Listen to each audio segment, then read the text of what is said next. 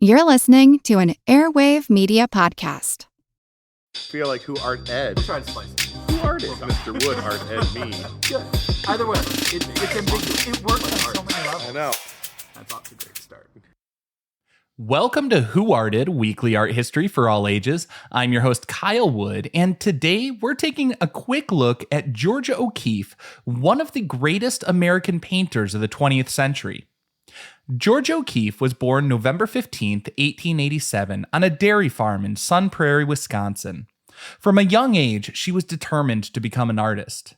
She studied at the School of the Art Institute of Chicago and later at the Art Students League of New York.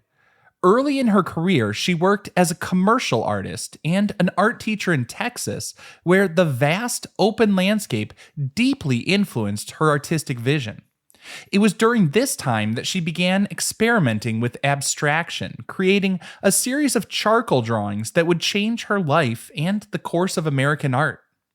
O'Keeffe is widely recognized as the, quote, mother of American modernism. Her style is characterized by bold compositions, simplified forms, and she's most famous for her large-scale close-up paintings of flowers, which she began creating in the 1920s. But her work extends far beyond the floral.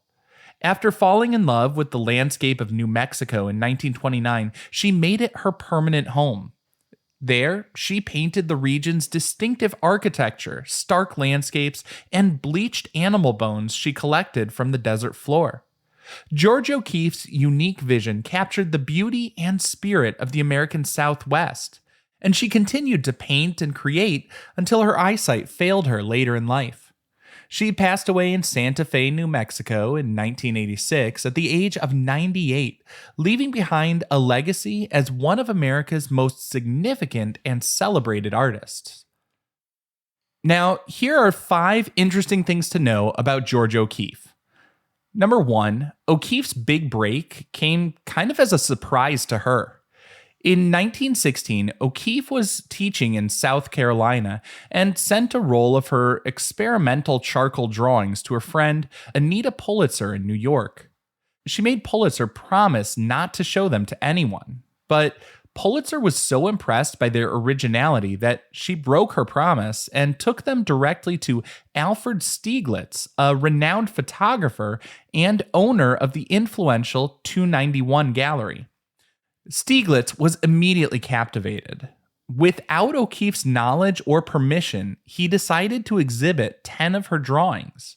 O'Keeffe only found out when a friend wrote to congratulate her on the show. Initially furious, she traveled to New York to demand he take them down. Stieglitz refused, convinced of her genius, and this confrontation marked the beginning of a long professional and personal relationship as the two would eventually get married in 1924. Number 2, O'Keeffe was once hired to paint a pineapple for an advertising campaign, but returned from her trip to Hawaii without painting one. In 1939, the Hawaiian Pineapple Company, which is now the Dole Food Company, hired O'Keeffe to create 2 paintings for their national magazine advertisements. They paid her to travel to Hawaii for 9 weeks, where she was free to explore the islands and paint what inspired her. She fell in love with the lush landscapes and exotic flowers, creating 20 beautiful paintings of tropical plants, green mountains, and waterfalls. The thing she didn't paint, though, was the pineapples. When the company executives came to see the results, they were dismayed to find that she painted everything but a pineapple. O'Keeffe simply hadn't found one that she felt compelled to paint during the stay. Unwilling to let their star artist go, an advertising agent promptly went to a local market, bought the best-looking pineapple he could find, and had it airmailed directly to her studio in New York. Only then did O'Keeffe finally paint the fruit, fulfilling the commission, but on her own terms. Number 3, O'Keeffe had an interesting mobile art studio. To capture the vast and changing landscapes of the New Mexico desert she loved, O'Keeffe needed a way to work outdoors while being protected from the harsh sun and unpredictable weather. Her solution was brilliantly practical. She had the passenger seat of her Model A Ford removed and the driver's seat modified so it could be swiveled around to face the back. This allowed her to set up her canvas on the back seat using the car as a shelter and studio on wheels.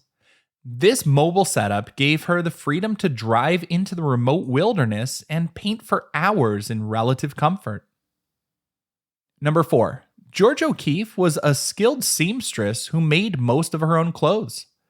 O'Keeffe cultivated a distinct personal style that was as modern as her art. She favored simple, practical, and elegant clothing, often in black and white.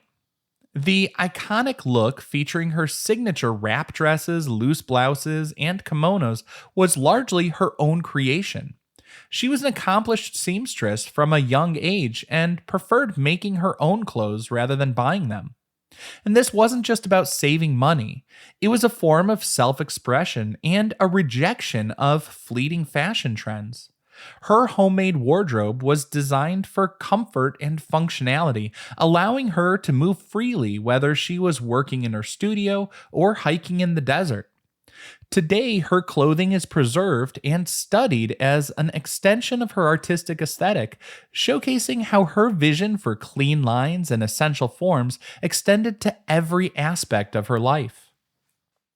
And finally, number 5. Late in life, when she could no longer see to paint, she turned to sculpture. Georgia O'Keeffe painted prolifically into her 80s, but in 1972 she was diagnosed with macular degeneration, a condition that severely limited her central vision and eventually left her unable to paint. For an artist whose entire life was based on her keen sense of sight, this was a devastating blow.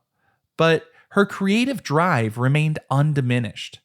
Refusing to give up making art, she said, quote, "I can see what I want to paint. The thing that makes you want to create is still there." End quote. With the help of a young potter named Juan Hamilton, she revisited her interest in sculpture, working the clay by touch. She created powerful, smooth, and abstract forms in terracotta and bronze, proving that even without her sight, her artistic vision was as strong as ever. Now, I want to take a moment to look at one of her late great masterpieces. I'm talking about Sky Above Clouds 4, painted in 1965. This painting is absolutely enormous, measuring 8 feet tall and 24 feet wide. It depicts a seemingly endless sea of fluffy white clouds tinged with pink and yellow of the sunset, receding towards a pale blue horizon.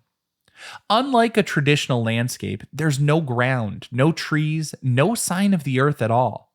The viewer is completely suspended in the air, looking out over a serene, infinite expanse. The work is relatively simple in the subject, but very powerful in the scale and execution. The inspiration for the painting and the series it belongs to came from O'Keeffe's world travels in the 1950s and 60s. Flying in an airplane for the first time gave the artist who had spent decades looking intently at the ground a brand new world to explore. She was mesmerized by the view of the clouds from above, describing the experience as looking like a great field of wildflowers. Creating such a massive painting would be a really difficult physical undertaking for anybody, let alone someone in their 70s. The canvas, just the size of it alone, was a huge hurdle. I mean, it couldn't fit in her studio, but O'Keeffe was not one to give up easily. She rented a detached garage to serve as a temporary workspace. She laid the massive canvas on the floor and worked on it from above, using special long-handled brushes and sponges to apply the paint.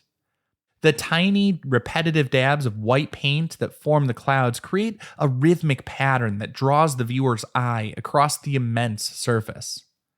Sky Above Clouds 4 is a magnificent piece from the woman who spent a long career abstracting nature. She took a familiar subject, clouds, and transformed it into something monumental and oddly personal.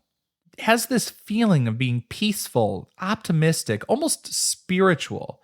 It captures the feeling of just rising above it all. It proves that even later in life, George O'Keeffe's vision was still expanding, still seeking new horizons that bring the sense of awe to the everyday by showing familiar subjects from a different perspective. This concludes this week's episode of Who Arted, part of the Airwave Media Podcast Network.